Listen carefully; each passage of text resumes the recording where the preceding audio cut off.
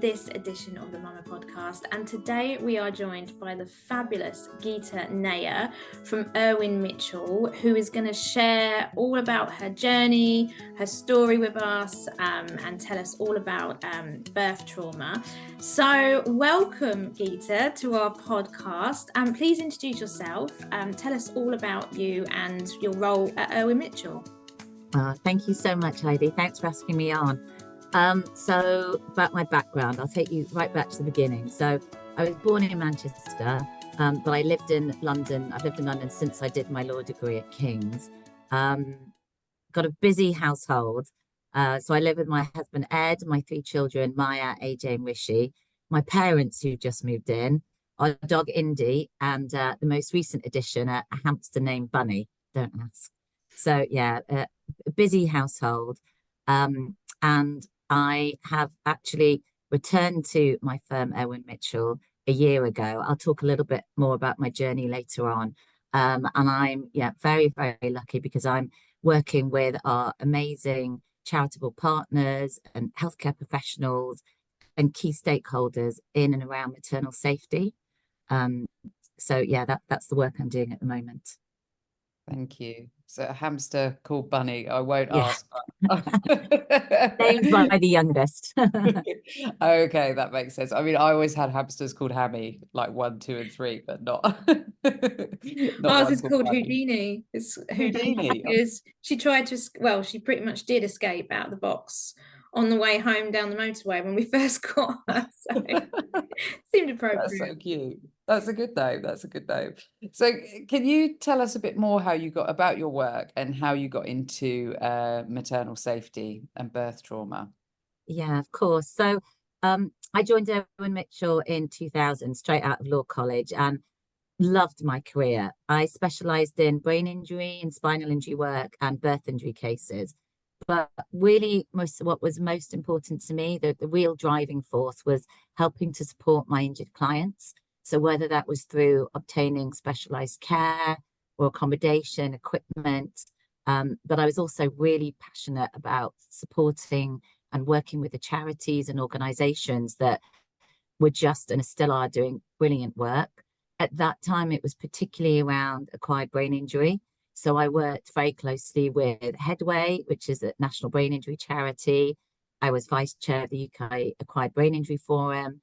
I co-founded the London Acquired Brain Injury Forum, which is still going strong today, and put on the first ever cultural issues in brain injury conference. So things were going really well. I was promoted, I got married, was expecting my first child. And that's when life took a drastic turn for me. Unfortunately, I was really badly injured during the birth of my daughter Maya, and she was injured too. And that was the start of a long journey for me, one that eventually led to my campaigning for improved maternal safety and outcomes. Wow, that's just incredible. So you touched a little bit there about going through birth trauma and suffering some injuries. Would you mind sharing your experience with us and what happened? Yeah, of course, Heidi. I mean, thank you for asking, because I think it's so important to hear about women's experiences so that healthcare providers and policymakers can really understand where things are going wrong and the huge impact that these injuries can have on women's lives. So, as I mentioned, I was at a great point in my life. I was 30, excited about becoming a mother and what the future held. I read all the books, prepared my birth plan. You know, I thought I was as well prepared as any first-time mother could be. So I went into labour on a Sunday at a busy teaching hospital. And to begin with, things were going well. I felt supported, was given great care. But as evening approached, there was a changeover of staff. And it was at this point that things really started to deteriorate.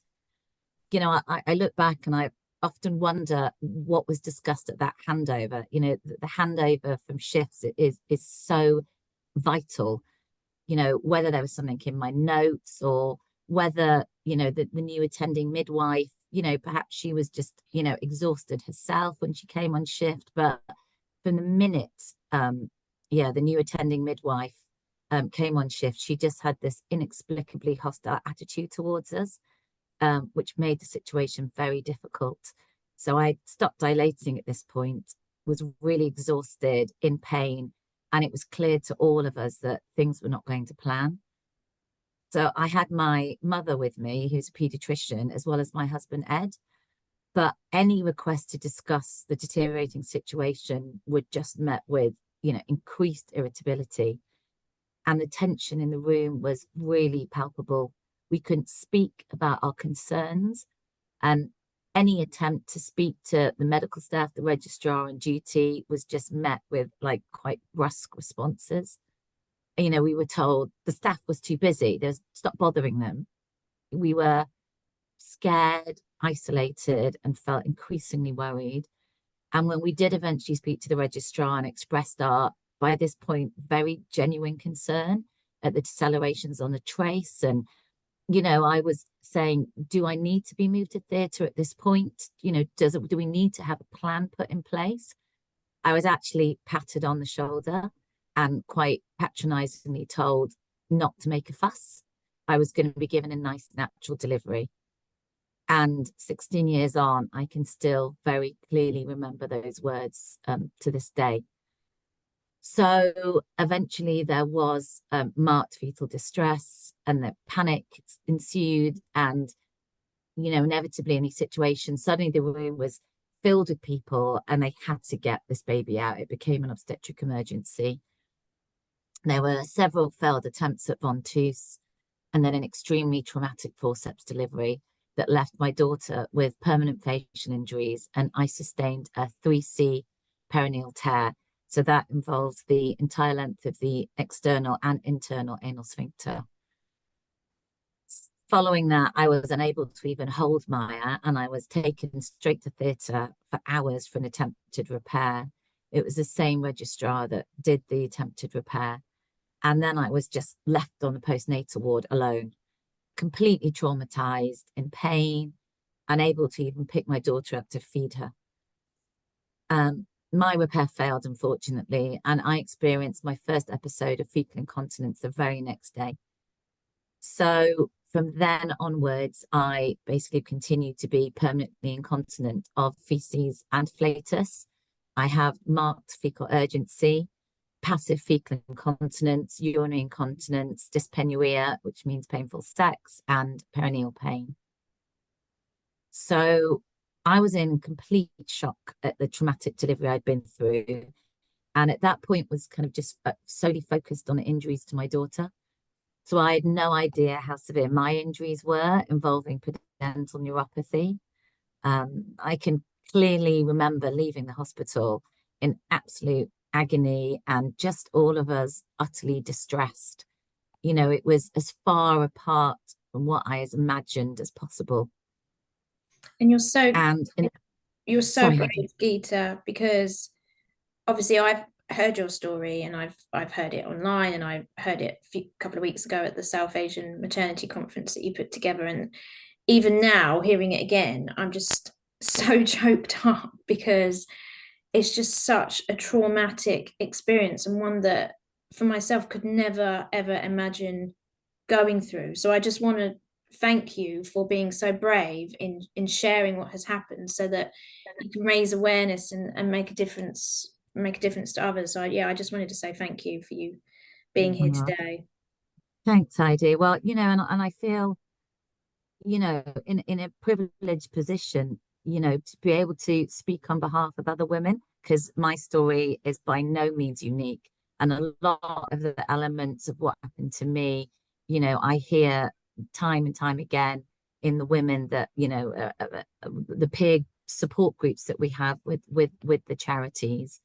But yeah, in the days that followed, Heidi, we really struggled, particularly with feeding, because my daughter actually had a fracture to her zygomatic arch due to the forceps, which we weren't aware of. So she also developed jaundice, but neither my health visitor nor GP were aware, because it was actually harder to detect due to the colour of her skin. So by the time it was realised, it became a complete emergency, and we had to be rushed back into the same hospital for several nights. So you can imagine that only compounded the trauma. And then following that, as I said, it was really as far apart from how I'd envisaged, having my newborn as possible. Instead of walks in the park or meeting up with friends, I was just having regular and severe bouts of incontinence and was pretty much housebound. I was also suffering from what I now know was postnatal PTSD. I struggled to hear my friends' birthing stories or see pictures of their babies. I couldn't drive past the hospital where I gave birth. It was all very triggering. And I would lie awake at night between those night feeds, just thinking about the event over and over again. This is a very kind of common theme of postnatal PTSD, reliving what happened and really thinking, why had no one listened to us? And I also had huge guilt at not being able to protect my daughter. So, you're at your most vulnerable, having your first child, knowing things that weren't going well, in pain, exhausted, but yet just being dismissed for reasons, you can't understand. And having that lack of sense of control and being worried about the safety of your unborn child. As I say, it's a common theme and cause of birth trauma for many of the women I've met through my involvement with the Amazing Foundation. So following on from that, I saw my GP several times, and he was very empathetic at what I'd been through and quite shocked, but he never had any answers. So 16 years ago, I think he probably didn't know about kind of perineal trauma pathways. There's been a lot of development since then, thankfully. But I think, a lot of the pain I experienced, both physically and psychologically, may have really been reduced had I been referred to writers early on. But I went from being a resilient, independent woman to needing significant help, particularly from my husband, which kind of really only compounded the feelings of kind of horror at what had taken place. I struggled on for months, but after, the situation became so dire that I actually had to move in with my parents for support. So, I'm from a kind of resilient family, and not being able to cope with the severity of my symptoms, that added to feelings of failure. I know that a lot of women feel following kind of traumatic deliveries. And it was only because of circumstance that I managed to get help. So my mother really researched and pushed for me to get referral to a perineal trauma clinic. And then I underwent endoanal investigations and was told for the first time then how serious my injuries were, involving the pudendal neuropathy, and that my primary repair had failed. So, I mean, that was really horrifying to hear, but also it was quite a relief to finally understand why my symptoms were so bad. And I eventually managed to also get psychological support I needed and EMDR for trauma therapy. And again, it was like having a huge weight lifted to understand why I'd been so badly affected by my traumatic birth. Since then, I've undergone further surgery, rectal washout, medications, biofeedback, but I've simply had to adjust the way I live to cope. Wow. I've lost years of normality. The ripple effect on my family, especially my husband, has really been huge. But just to end on a positive, my story does have a silver lining because, as I mentioned, after over a decade, I've rejoined my firm, Irwin Mitchell, and I'm working alongside my, brilliant colleagues and healthcare professionals, policymakers, community groups, amazing organisations like Mama Academy, with a real focus on maternal safety. Thank you so much for sharing. I haven't heard your story before, and it's amazing that you are using it now to turn it into a positive and to help other people. And like when I was listening, I was choked up. I can't even imagine how you must have felt for not only in the moment, but for so many years, and to be just dismissed when you're already, going through, like, birth is not, it can be a nice experience, but it's really difficult, and to be dismissed in those moments and not feel like you're being cared for, and then for it just to have like got worse and worse. must have just been horrific. How did you, how did the trauma manifest itself? So you spoke about you sort of moved to the silver lining quite quickly, but what were the steps that you took to start to feel better for you and your husband? I mean, it took a long time. Time is a great healer. But I think, seeking and having access to the right support and help makes all the difference. So, as I said, 16 years ago, we weren't talking about birth trauma as we are now. And the access to services was not as readily available. So for me, it was, as I said, really understanding why I was so greatly impacted by my injuries, why I couldn't get through the day without having kind of physical and psychological, quite severe symptoms. Because otherwise you do just, you blame yourself. You put a lot of burden on yourself, as to why you're just not coping and being able to get on. So yeah, understanding, your physical and psychological injuries and getting that early, having that early access, which I didn't have, unfortunately, but for other women, getting early access to psychological therapy and specifically EMDR, trauma therapy makes a huge difference, because the physical and psychological injuries are intrinsically linked. Until you can really, start on that journey of healing of the psychological consequences, it's quite hard to engage with the physical treatment that you may need, whether in my case that was further surgery or some of the other treatments. They can be quite difficult, quite invasive. So yeah, for me it was time, eventually getting access to the treatment that I needed, and understanding what had happened and why I was so badly affected. Mm. And how did you manage to go on to have other children? How did you find the strength and the bravery to go through a subsequent pregnancy?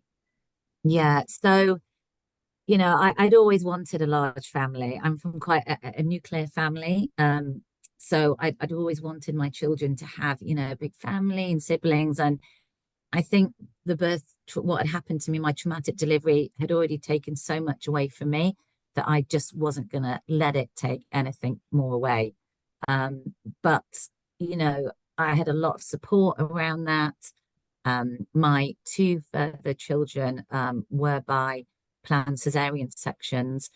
But unfortunately, again, a lot of the women that I meet in the peer support groups don't necessarily have that level of support, or are affected in different ways, and to such an extent that some of them, have just not been able to go on to have more children. They can't contemplate it, which is, completely understandable, having to relive that trauma again. And some of the women, quite sadly, they find their child's birthdays very difficult. Again, it kind of, re-stimulates that trauma.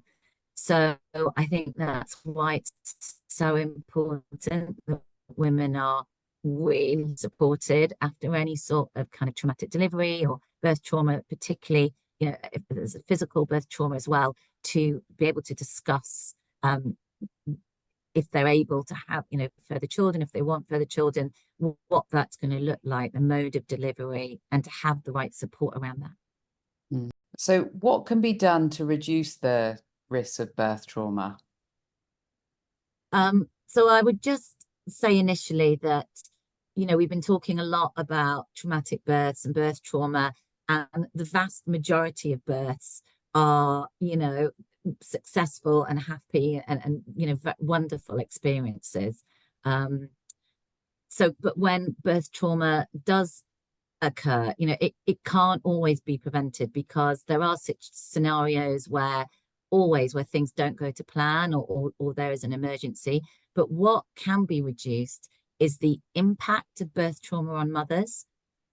And to do that, I think, communication is key. We hear the same themes time and time again, that, women weren't told what was happening. They felt helpless. So that, good communication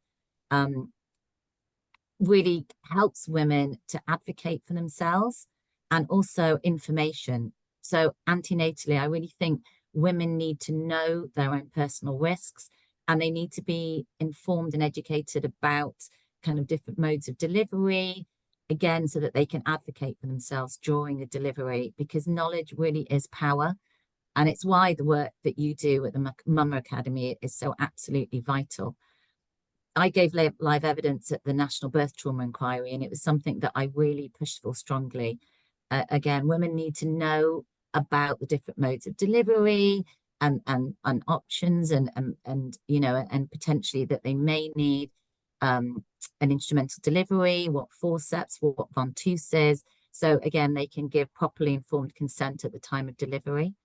And also empathy is really important for healthcare providers, and it's key to improving women's experiences, and listening to the women at the heart of these services and seeing them as individuals.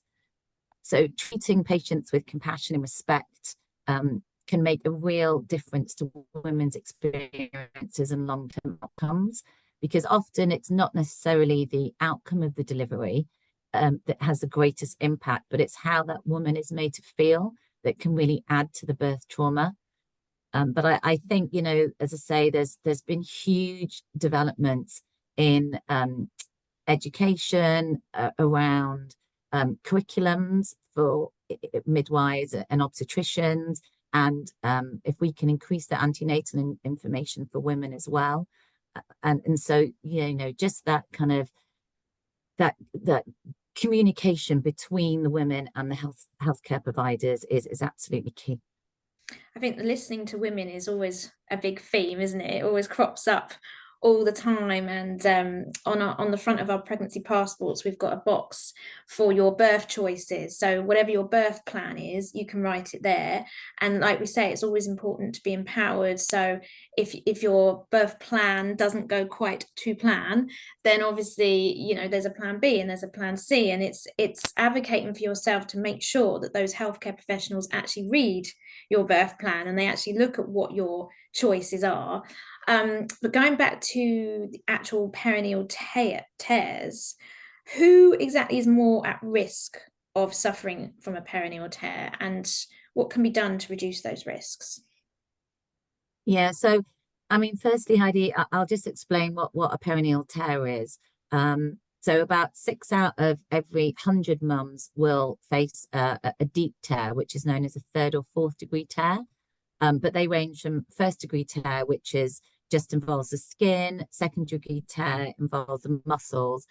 A 3rd degree perineal tear is more severe, and that extends from the vaginal tissue and perineal muscles into the muscles surrounding the anus, the anal sphincter.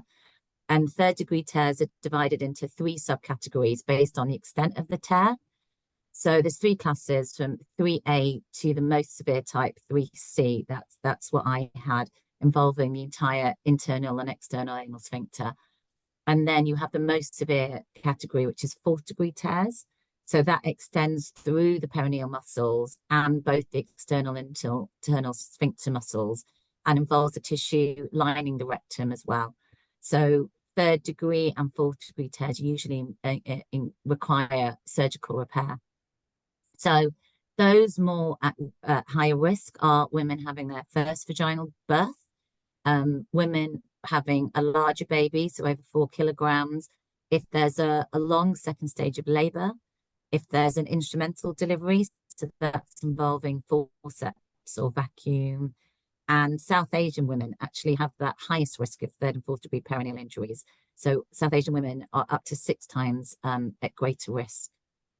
And some women can heal, you know, really well following perineal injury, but some can experience long-term issues, and like myself, will suffer incontinence after childbirth. Wow, it's just amazing how like it's so disproportionate because of your South Asian heritage. Is that common in other areas as well of maternal care, or? Yes, unfortunately it is. So yeah, recently I actually put on the UK's first South Asian Maternal Health Conference, That was on the 28th of June at the Royal College of Obstetricians and Gynecologists, specifically to look at this, to look behind the statistics and data though, and to really try to come up with positive actions and outcomes to address the disparities. So unfortunately, South Asian women are twice as likely to die in childbirth in the UK than their white counterparts. As I said, 6 times as likely to suffer severe perineal injury, greater rates of gestational diabetes, have higher preterm and stillbirth rates. And why is that? Sorry, stupid question, but what is it? Is it a mix of, I guess, natural genetics versus like getting inconsistent care, or what are the drivers for that? Yeah, exactly, Marissa. So, for example, for the perineal injury, the research shows that South Asian women have a shorter perineum, but really there needs to be a lot more research into the statistics and the data, and that's part of the problem. But as I say, you know, we also need to move away from just admiring the data and talking about the statistics and turning it into real positive actions and outcomes. So that was the reason, you know, behind holding the first South Asian Maternal Health Conference. And you know, Heidi was there actually at the Mama Academy. It was wonderful to have your support. And you know, we had over 30 speakers, including Rani Thakur, the president of the RCOG, Baroness Gohir, who's the CEO of the Muslim Women's Network, Nigar Arif, who's the resident GP on BBC Breakfast, and Dame Leslie Regan, who's a chair of Wellbeing of Women. And, you know, it was a really, and also powerful lived experience as well. So as I say, the important focus really was on action.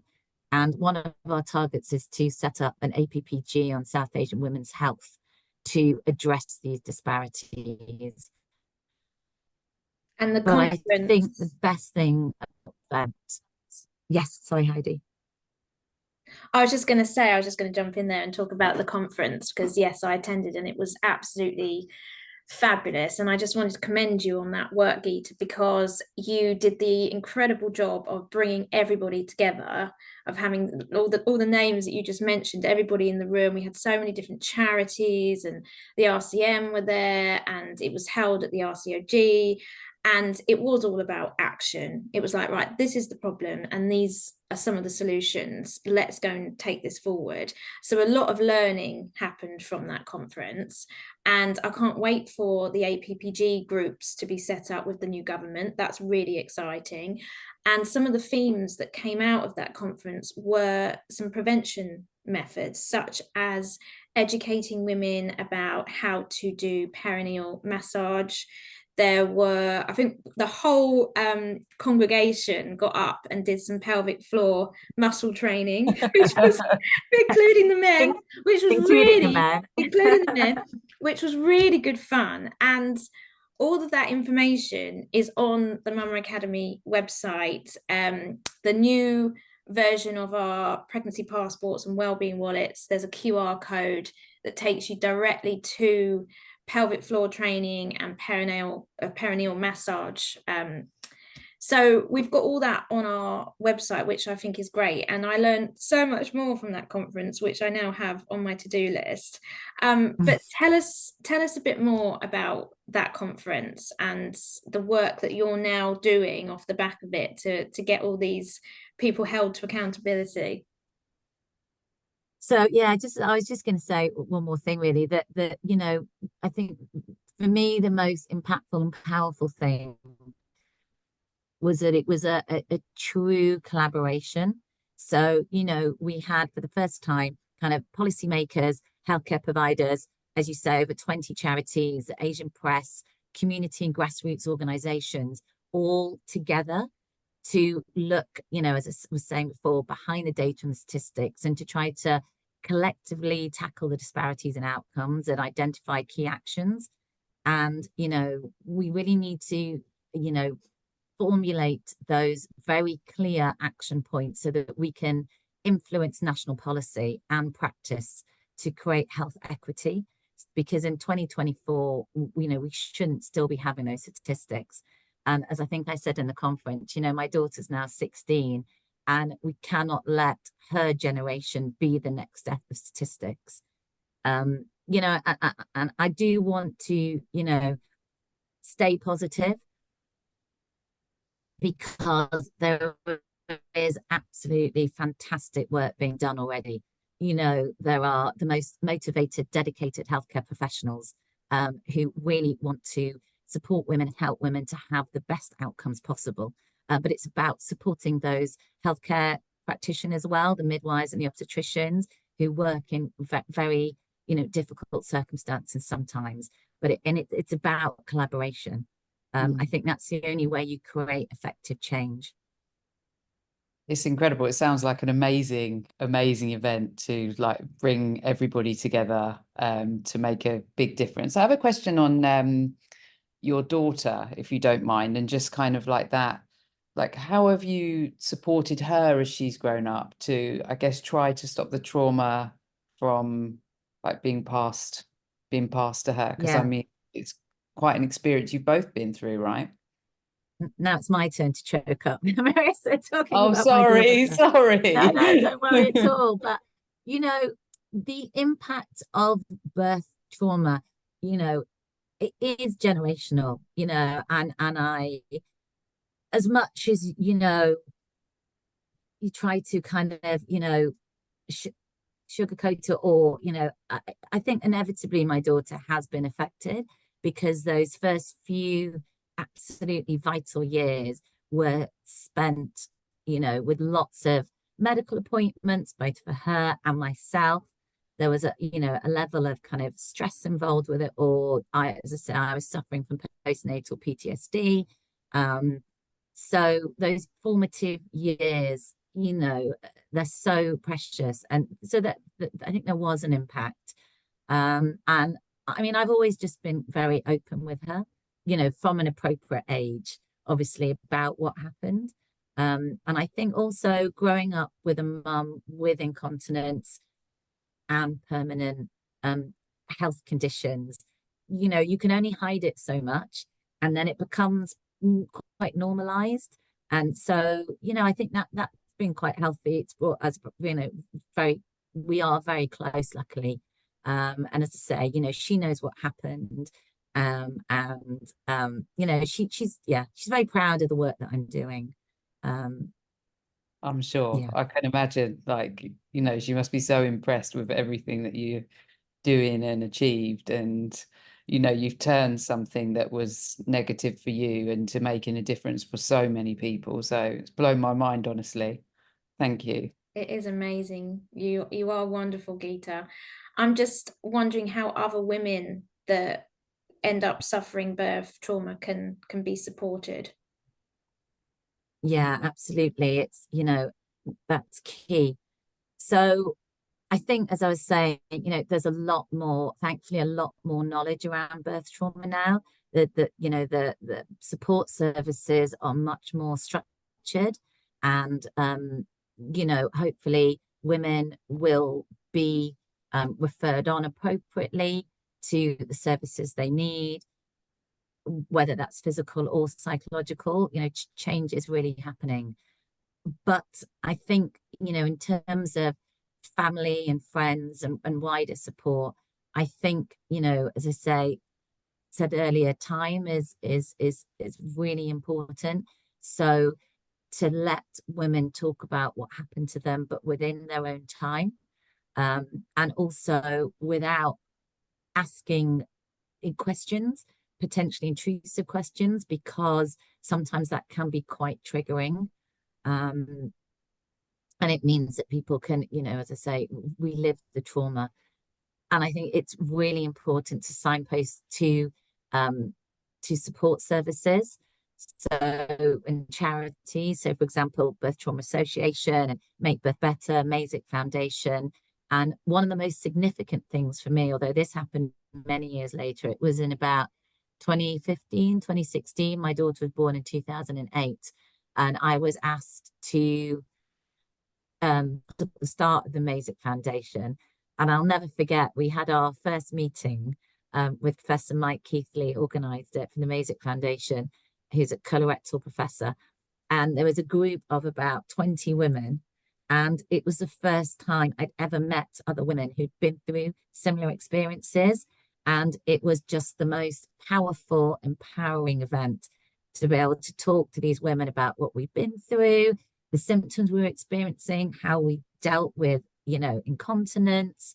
And I've seen those support groups just grow and grow and grow. And unfortunately, new women join all the time because of what they've been through.